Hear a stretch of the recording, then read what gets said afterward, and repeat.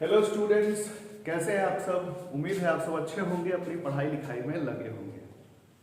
आज के इस क्लास में हम लोग अपना जो बिहार बोर्ड का हमारा सिलेबस है 100 मार्क्स का, उसमें जो हमारा बुक है, हमारी जो किताब है, उसमें जो कहानी वाला हिस्सा है, उस हिस्से के एक शानदार चैप्टर की हम शुरुआत करने जा रहे हैं। चैप्टर का नाम है जूठन। जूठन मतलब कोई व्यक्ति कुछ खा ले और जो खाना बचा कुचा बच जाता है वही जूठन कहलाता है। इस चैप्टर में हमारे समाज का ही चित्रण किया गया है। हमारा समाज कैसा था, कैसा है, समाज में जो ऊंच नीच की प्रथा है, इन्हीं चीज़ों को चित्रण करता हुआ, इन्हीं चीज़ों को दर्शाता और बताता हुआ एक अच्छा चैप्टर है। और इस चैप्टर से आपको ये भी पता चलेगा कि भाई अगर किसी व्यक्ति की स्थिति खराब है, वो खराब जीवन जिया है, लेकिन अगर वो चाहे तो मेहनत के बल पर अपने जीवन को बदल सकता है, अच्छा कर सकता है। इन्हीं चीज़ों को दर्शाता हुआ, बताता हुआ एक शानदार चैप्टर है। नाम है जूठन। लिखा गया है ओम प्रकाश वाल्मीकि के द्वारा। ओम प्रकाश वाल्मीकि, ठीक है। जन्म है 30 जून 1950। 1950 50 है तो थोड़ा याद करना बहुत आसान है। जन्म स्थल है बरला, मुजफ्फरनगर, उत्तर प्रदेश। माता पिता में माँ है मुकुंदी देवी और पिता है छोटन लाल, ठीक है। चलिए आगे देखते हैं।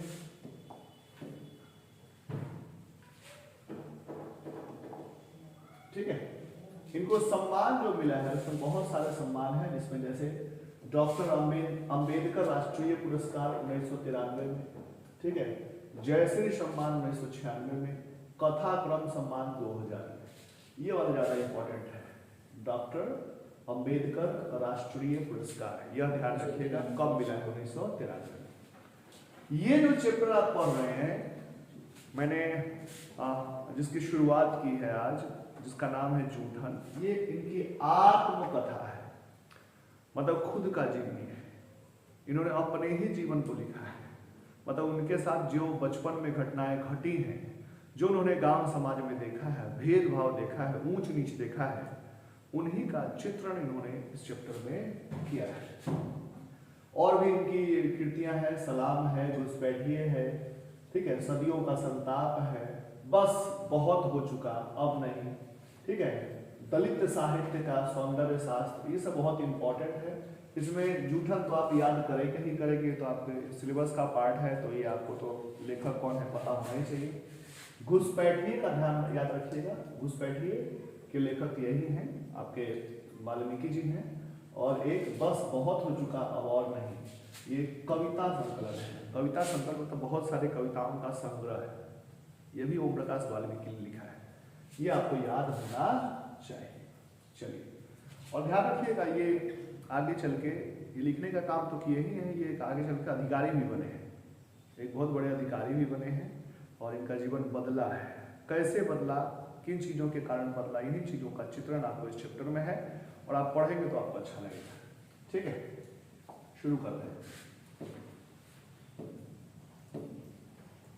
कहानी है इसलिए इसको हम शुरू कर रहे हैं। कहानी बहुत अच्छा है, सुनने में अच्छा लगेगा। थोड़ा इस कहानी का भाव समझिएगा, ठीक है। गांव में जो भेदभाव है उसको आपको भी ठीक करना है, इसका ध्यान रखिएगा। चलिए, एक रोज हेडमास्टर कलीदा, एक रोज हेडमास्टर साहब, जिनका नाम क्या है, कलीदा, ये लेखक किसी विद्यालय में पढ़ते हैं, मतलब एक प्राथमिक विद्यालय है उनके गांव का, उसी में पढ़ते हैं। और इनके साथ कैसा व्यवहार होता है देखिएगा। निम्न जाति के हैं, निम्न तबके के हैं, और जो नीचे तबका का होता है उसको कोई वैल्यू नहीं देता है। आज भी नीचे तबका वाले लोगों से काम करा लेता है, उसको पैसा नहीं देता है। अब पैसा नहीं दे के गरीब आदमी को, जिसको खाने को नहीं है, उसको पैसा न दे करके लोग खूब खुश होता है कि हम बहुत बड़ा 30 मार्क है। अरे भाई, तुम अच्छा पढ़ा लिखा है तो उसका 50 रुपया मजदूरी है, तो 51 रुपया दे के तब तुम खुश हो कि हम बहुत बड़का आदमी। किसी का 50 रुपया काम करा के उसको 20 रुपया दे करके तुम कहते हो कि बड़का आदमी, नहीं, तुम छोटे आदमी हो। बड़े आदमी वही होते हैं जो नीडी आदमी को, जिसको जरूरत है, जरूरतमंद है, उसको थोड़ा ज़्यादा दे दें। क्या गलती कर रहे हैं तो कहिएगा। किसी का हकमारी करके आप बड़े आदमी नहीं हैं, आप लुटेरा कहला सकते हैं। तो ये सब बात आपको पता होना चाहिए। आपको जीवन जीना है, समाज जो खराब हो गया है उसको ठीक करने के लिए जीना है। ऐसा नहीं कि एक चीज का जवाब दूसरे से देंगे, ऐसा नहीं होना चाहिए। तो एक रोज हेडमास्टर कलीराम ने अपने कमरे में बुलाकर पूछा, इनको लेखक साहब को जब छोटे बच्चे थे तो वो कमरे में बुलाए, अब पूछते हैं क्या नाम है बे तेरा। देखिए बोलने का चलिए, क्या नाम है बे तेरा। अगर कोई अच्छा होता, बहुत बड़े परिवार से होता तो उसको ऐसा नहीं बोलता है, बोलता क्या नाम है आपका बुआ। यहाँ क्या बोल रहा है, क्या नाम है बे तेरा। तो लेखक क्या बोलते हैं, ओम प्रकाश। मैं डरते डरते धीमे स्वर में अपना नाम बताया। हेडमास्टर को देखते ही बच्चे सहम जाते थे। पूरे स्कूल में उनकी दहशत थी। हेडमास्टर साहब तो ऐसे होते ही हैं। पूछ रहा है कि चूहड़े है क्या, इस जाति का नाम है चूहड़े, चूहड़ गाँव घर में चूहार कहा जाता है, चोर चूहार, ऐसा मतलब उत्तर प्रदेश की जाति है, यहाँ थोड़ा इस तरह का नहीं लोग। चूहड़े है क्या, निम्नतम का, ठीक है आप समझ सकते हैं। तो हेडमास्टर का दूसरा सवाल उछला, हेडमास्टर साहब ने दूसरा सवाल पूछा कि चूहड़े हैं क्या तुम, जाति का नाम। तो बोलते हैं लेखक जी ठीक है, अच्छा अच्छा। वो जो सामने शीशम का पेड़ खड़ा है ना, कह रहे हैं कि देखो सामने जो शीशम का पेड़ खड़ा है उस पर चढ़ जा और टहनियाँ तोड़ के झाड़ू बना ले और पत्तों वाली झाड़ू बनाना। कैसे बनाना, पत्तों वाला, ठीक है। और पूरे स्कूल को ऐसा चमका दे जैसे शीशा। पढ़ने आया बच्चा, उसको कह रहे हैं कि जाओ शीशम के पेड़ पर चढ़ो, उसका टहनी सब तोड़ो, झाड़ू बनाओ और पूरे स्कूल को क्या करो, चमकाओ, ठीक है। तेरा तो यो खानदानी काम है, तुम्हारा तो ये खानदानी काम है, तुम लोग का तो काम ही यही है। जा फटाफट लग जा काम पे, जा काम पे लग जा। मतलब एक बच्चा पढ़ने आया है, जिसे पढ़ने आया मोबाइल चला लिया तो बात अलग है, नहीं समझ। पढ़ने आया है मोबाइल चला लिया, कान में ईयरफोन लगा के गाना वाना सुन लिया, ये सब तो छम है आज के सोसाइटी में। आजकल तो नहीं समझे, बच्चा अब बहुत आगे चला गया है। उस जमाने में देखिए बेचारा वो कह रहा है कि जाओ मतलब झाड़ू लगाओ, नहीं।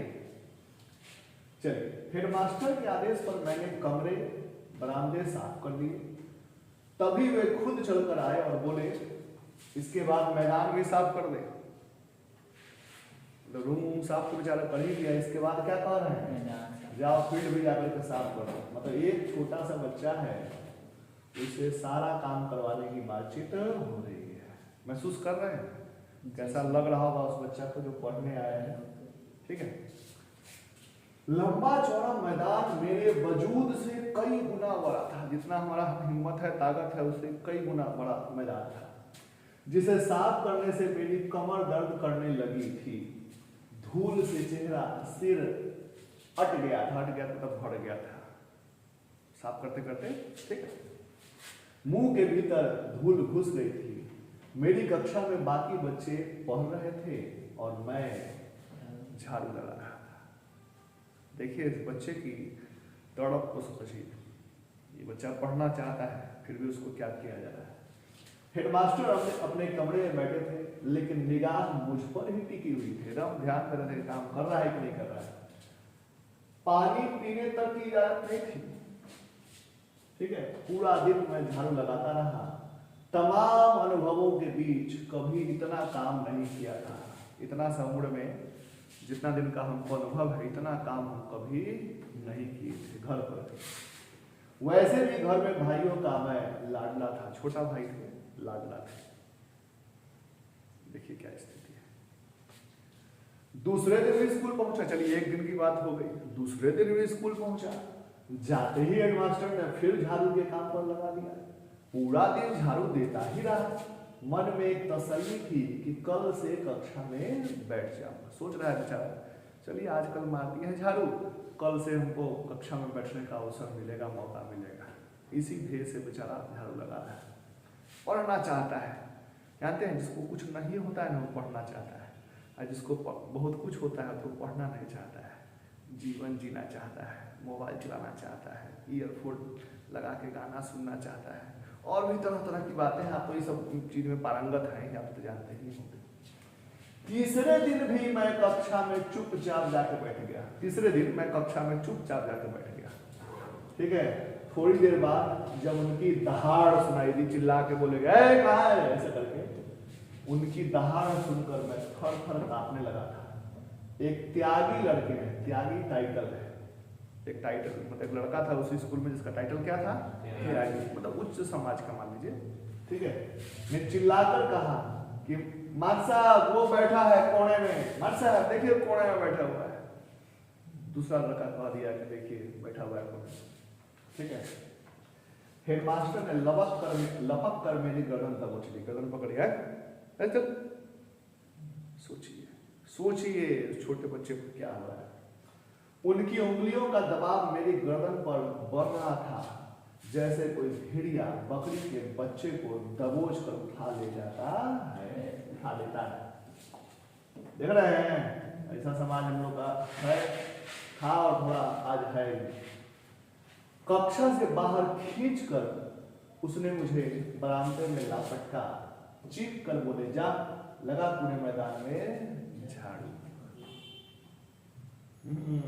घर परिवार अभी आपका अच्छा है, पापा का के फैक्ट्री में काम चल रहा है तो कोई ऐसा नहीं बोलता है। जिसके घर परिवार की स्थिति खराब होती है उसको आज भी लोग ऐसे ही कहता है।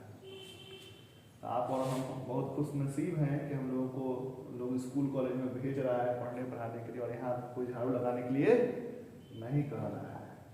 समझ गए ना? इस सब चीज का फायदा उठाइए, पढ़िए। भयभीत होकर मैंने 3 दिन पुरानी वही शीशम की झाड़ू उठा ली। झाड़ू याद है ना, शीशम वाला, ठीक है। मेरी तरह से उसके पत्ते सूख कर झड़ने लगे थे। जैसा हम सूख गए थे 2-3 दिन काम करते करते, उसका भी पत्ता सूख रहा था। किसका? सिर्फ बची थी उसकी पतली पतली टहनियां। मेरी आंखों से आंसू बहने लगे थे। रोते रोते मैदान में झाड़ू लगाने लगा। स्कूल के कमरे की खिड़की दरवाजों से मास्टरों और लड़कों की आंख छिप छिप कर तमाशा देख रही थी। मास्टर भी देख रहा है, बच्चा सब भी देख रहा है, झाड़ू लगा रहा है।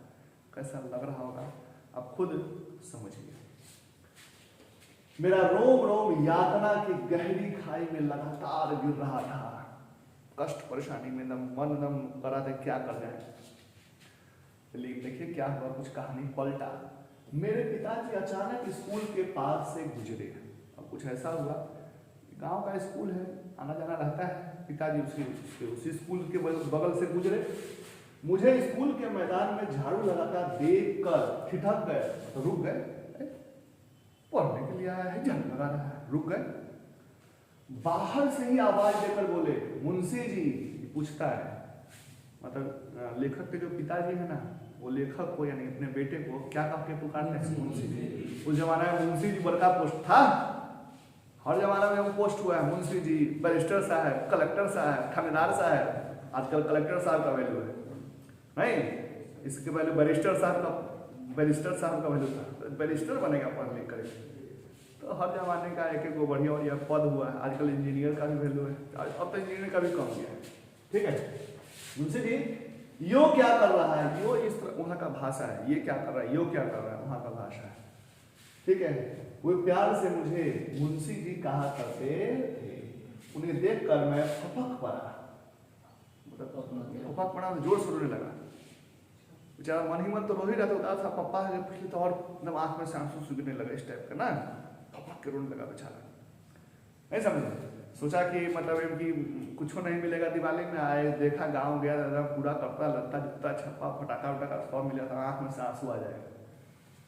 नहीं समझो, वही होगा, ठीक है। वो स्कूल के मैदान में मेरे पास आ गए, पिताजी आ गए मैदान में। मुझे रोता देखकर बोले, मुंशी जी रोते क्यों? ठीक से बोल, क्या हुआ है? मेरी हिचकियां बंध गई थी, ऐसे करके बेचारा भूल गया था। हिचक कर पूरी बात पिताजी को बता दी कि 3 दिन से रोज झाड़ू लगवा रहे हैं, कक्षा में बैठने भी नहीं देते। बेचारा रो रो करके बोला, देख रहे हैं? अरे देख रहे हो जी सर। आज भी ऐसा गांव घर में कहीं आपको मिलेगा। जो पढ़ना चाहता है उसको तो कोशिश करके पढ़ने देना। पिताजी ने मेरे हाथ से झाड़ू छीन कर दूर फेंक दी। उनकी आंखों में आग की गर्मी उतर गई। है निम्न तबका ही, लेकिन गुस्सा जब आता है तो सब सीधा कर देता है ना, क्योंकि उसको तो कुछ है नहीं खोने का। आपको ना खोने का डर है कि गाली दे देगा, 2 झापड़, हम 10 झापड़ मार दें किसी को, आपको एकदम खराब तबका का आदमी उनको 1 झापड़ लगा दे तो वो जीत गया, हम नहीं जीते, पता है ना। तो बहुत बड़ा ताकतवर है, तो 10 मुक्का मार दिया, वो 1 मुक्का घींच दिया तो वो जीता, आप नहीं जीते, क्योंकि उसको कुछ खोने के लिए उसको कोई इज्जत नहीं है। समझाने के लिए वो बात कर रहे हैं। देखिए पूरा आंख में गुस्सा है, हमेशा दूसरों के सामने कमान बने रहने वाले पिताजी की लंबी लंबी घनी मूछें गुच्छे से फड़फड़ाने लगे। मतलब हमेशा तो औरत सामने बेचारे शांत रहते थे, लेकिन आज जो है उनका गुस्सा से मूछ सब क्या हो रहा है, फड़फड़ा रहा है, नहीं चीखने लगे। कौन सा मास्टर है वो जो मेरे लड़के को जोर से बुला, चिल्ला के बोलेगा ना मास्टर के सामने, तो भैया उसको तो परेशानी हो ही नहीं जाएगी, बेइज्जती महसूस हो। पिताजी की आवाज पूरे स्कूल में गूंज गई थी, जिसे सुनकर हेडमास्टर सहित सभी मास्टर बाहर आ गए थे। कलीराम, नाम याद रखिएगा, कलीराम हेडमास्टर ने गाली देकर मेरे पिताजी को धमकाया, लेकिन पिताजी पर धमकी का कोई असर नहीं हुआ। जब बात अपना बच्चा पर आता है तो भाई कुछ नहीं, जय चाहे। उस रोज जिस साहस और हौसले से पिताजी ने हेडमास्टर का सामना किया, मैं उसे कभी भूल नहीं पाया। यही वो दिन था जब पिताजी और गए, पढ़ाइए, पढ़ने आया है ना, रिक्शा ठेला वाला कर लेगा 50 रुपया भाड़ा, तुम जाकर 40 रुपया तो गाली देना शुरू कर देगा, तो उतने निकाल दे देगा, कहाँ समाज में बेइज्जत होने लगेगा, होता है ना। तो गरीब को क्या था, पहले बोलने में नहीं आता था। लालू जी के बारे में बहुत लोग देखिए कहता है, लालू जी क्या किए, रोड नहीं बनवाया, बिजली नहीं दी, क्या कर दिए, बोलना सिखा। कोई तुमको दबा रहा है तो बोलो, बहुत बड़ा चीज होता है, बहुत बड़ा चीज होता है। गरीब आदमी जिस 10 रुपया दिया, 10 रुपया रख लिया, 20 रुपया, जबकि मान लीजिए भाड़ा है 50 रुपया, तू 10 रुपया दे के छोड़ दिया और नहीं कुछ बोल रहा है, तो कभी जिंदगी में आगे बढ़ेगा। बोलता है 50 रुपया लेंगे, 1 पैसा कम नहीं देना, जाइए मजदूर भी काम कर में, खेत में काम करना, 500 रुपया लेंगे और ऊपर से खाना, 8 गो रोटी खाते हैं, कौन सी जगह तक काम है, हाँ नहीं का काम करेगा, 7 गो से 9 गो हो जाएगा, हाँ 9 गो होगा, लेकिन 7 गो नहीं होगा। यही बोलना एक बहुत बड़ी क्षमता होती है, ठीक है। चलिए, ये हो गया कहानी का पहला पड़ाव, जिसमें आप सीखे कि गांव घर में पहले के जमाने में, आज तो थोड़ा बहुत कम गया, तब भी थोड़ा बहुत तो होने करेगा। तो मतलब एक बच्चे को यहाँ से बल मिला के वो पढ़ सकता है, पिताजी उसके अड़ गए कि अब पढ़, अब देखिए पढ़ के बहुत बड़ा अधिकारी बनते हैं, ऐसी बात नहीं है। हाँ, अब आगे, मेरी माँ मेहनत मजदूरी के साथ साथ 8-10 तगाव, अब माँ का चित्रण है, घर परिवार की स्थिति समझिए, तब आपको ज्यादा बात समझ में आएगा। इसीलिए लेखक लिखे हैं कि मेरी माँ जो है वो 8-10 तगाव, मतलब हिंदू मुसलमान के घर, ठीक है, हिंदू हो चाहे मुस्लिम, उसके घर तथा घेर मतलब होता है मर्दों का बैठक खाना तथा मवेशियों को बांधने की जगह। ये घर का जगह है, मानो मवेशी बांधने का जगह, ठीक है। उसमें मैं साफ सफाई का काम करते थे, आज भी होता है गांव भर में, जो आपके यहाँ मवेशी है कुछ है तो उसके लिए आप एगो आदमी रखते नहीं है, तो ये इसकी माँ किया करती थी। किनकी माँ? लेखक, इसकी नहीं कही, इनकी कही, प्रतिष्ठा दीजिए, इनकी माँ। इस काम में मेरी बहन, लेखक की बहन, बड़ी भाभी तथा जसवीर और जनेसर, दोनों भाई हैं इनका, माँ का हाथ बटाते थे। बड़ा भाई सुखवीर, ठीक है, तालाब के यहाँ वार्षिक नौकर की तरह काम करता था। सबसे बड़का भाई कौन था? सुखवीर, ठीक है, जो तालाब के यहाँ, तालाब मतलब मालिक समझिए ना, उनके यहाँ वार्षिक नौकर, मतलब सालों भर रहता था, काम धाम करता था, उसके बदले में अनाज और कुछ पैसा मिलता था। समझ में आया? घर परिवार की स्थिति समझिए, कैसा स्थिति है, खाने पर मोहताज है, अच्छा खाना नहीं मिलता था। जूठन चैप्टर, जूठन क्यों पड़ा आपको समझ में आएगा कुछ देर के बाद। अभी तो मेन कहानी पर पहुंच में नहीं की, कितना गरीबी है वो महसूस कीजिए, ठीक है।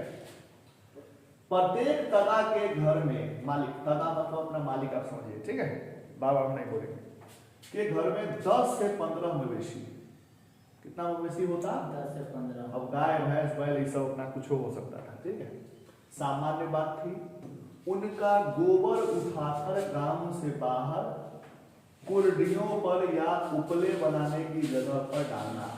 कुर्डियों मतलब कूड़ा वाला जगह जो होता है वहां पर, चाहे उपला, उपले समझते हैं, गोईठा, गोईठा बनाने जगह पर उसको डालना होता था। काम क्या करना पड़ता था इसकी माँ को, भाई बहन सबको, ये बताना। प्रत्येक घर से हर रोज 5-6 टोकरे गोबर निकलता था, ठीक है। सर्दी के महीनों में यह काम बहुत ही कष्टदायक होता था। ठंडा ठंडा छूना, माथा पर रख कर ले जाना, महसूस कर सकते हैं आप, ठीक है। हर कदम वतन मेरे नाज है तेरा, हर कदम वतन मेरे नाज